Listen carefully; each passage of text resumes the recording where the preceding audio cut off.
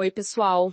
Quando a gente pensa em relações internacionais, quase sempre vem à cabeça o realismo, o liberalismo, né? São as lentes mais... Mais comuns. Exato. Dominam a conversa. Mas olha, existe uma outra via, sabe? Uma abordagem que tenta entender como é que um pouco de ordem, alguns valores em comum, conseguem surgir nesse cenário global que a gente sabe que é anárquico. Uhum. E é justamente essa perspectiva que a gente vai explorar hoje, a Escola Inglesa de Relações Internacionais. A nossa ideia é mergulhar nos conceitos principais, usando como base alguns materiais, tipo Escola Inglesa, Ordem, Sociedade e Diplomacia Internacional. Queremos entender a relevância disso para a diplomacia, para a ordem mundial hoje. Sim. E essa abordagem, que muita gente chama de terceira via, ela ganhou bastante força ali na Grã-Bretanha depois da guerra. Figuras como Martin White e, claro, depois o Hadley Bull, foram super importantes para desenvolver essa noção de uma sociedade internacional. Sociedade internacional? Isso. A ideia de que, mesmo sem ter um governo mundial, os estados podem sim formar uma sociedade, com regras, com normas que eles compartilham, sabe? Não é só o caos total, nem aquela cooperação super idealizada do liberalismo. É um meio termo. Entendi. Então, o nosso objetivo aqui é destilar o que é essencial dessa escola, né? O que faz ela ser diferente e por que ela ainda é uma ferramenta útil para a gente analisar o mundo de hoje. Precisamente. Certo. Então, vamos lá, vamos aprofundar isso.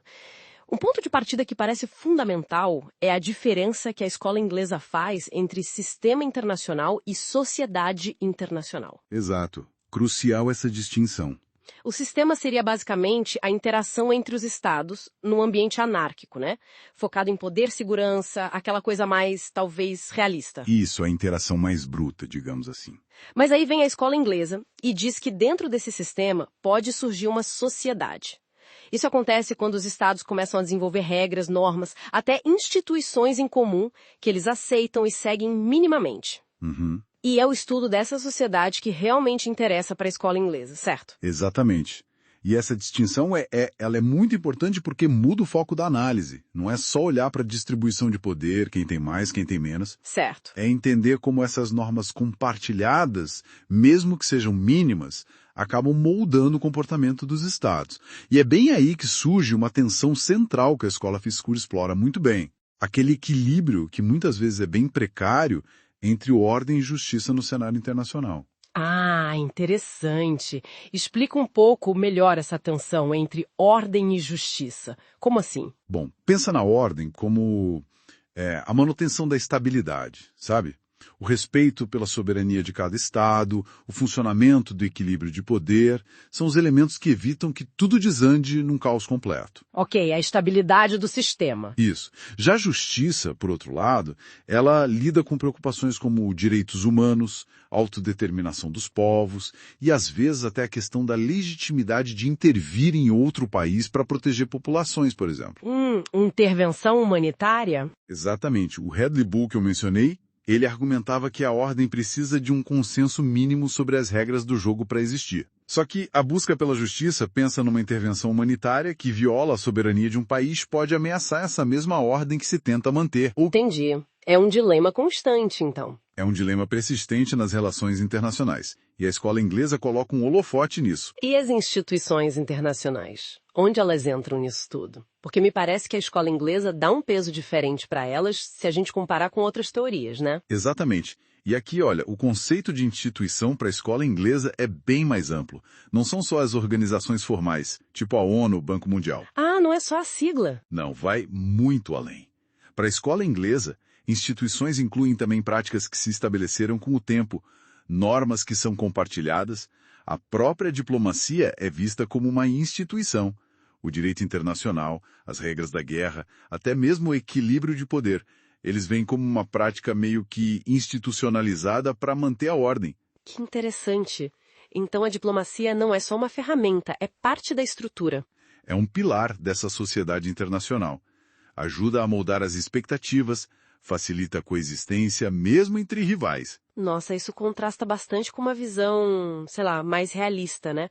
Que talvez visse a ONU ou o direito internacional como algo secundário, ou só um reflexo do poder dos estados mais fortes. Sem dúvida. Então, para a escola inglesa, essas instituições, sejam elas formais ou mais informais, como as práticas, elas têm um papel ativo, elas ajudam a dar legitimidade, a dar alguma previsibilidade para o sistema. Precisamente. Elas não são só resultado, elas ajudam a constituir a própria sociedade internacional. Se a gente conectar isso ao quadro geral, né, a gente percebe como essa lente nos ajuda a interpretar fenômenos históricos e atuais. Por exemplo, Bom, a própria criação da ONU pode ser vista como uma tentativa de formalizar certas normas que já eram compartilhadas ou que se desejava compartilhar. Ou pensa nos tratados de não proliferação nuclear. ah, claro, foco total na ordem. Exatamente, na manutenção da ordem entre as potências nucleares. E aqueles debates super acesos sobre intervir ou não intervir, respeitar a soberania versus proteger direitos humanos. Que a gente vê toda hora no noticiário. Toda hora. Isso é a manifestação clara dessa tensão ordem versus justiça que a escola inglesa aponta operando através das instituições e das normas que exigem. Entendi. Então, tentando resumir a ideia principal aqui, a escola inglesa nos oferece uma visão do mundo que não é nem aquele caos puro, tipo Hobbes, né? Isso. Nem a harmonia total kantiana. Exato. É um meio termo.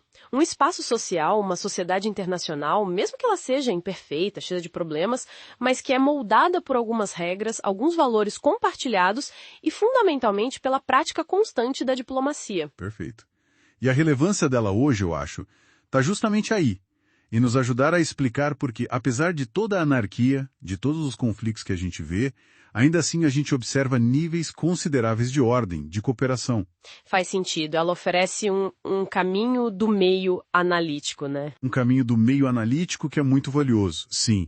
E isso, olha, nos leva talvez a uma reflexão final que eu acho bem pertinente para o momento que a gente vive. Qual seria? Considerando essa tensão fundamental que a escola inglesa destaca, né, entre ordem e justiça, de que forma será que as grandes crises globais que a gente enfrenta agora, sejam as pandemias, os conflitos regionais que não param, as migrações em massa, ou as mudanças climáticas, que são um desafio enorme? Desafios gigantescos. Como será que essas crises estão testando ou desafiando, ou quem sabe talvez até reforçando as normas e as instituições que sustentam essa sociedade internacional tão frágil? O que essas crises todas nos dizem sobre a resiliência desse tecido social que existe entre as nações? Fica aí a pergunta.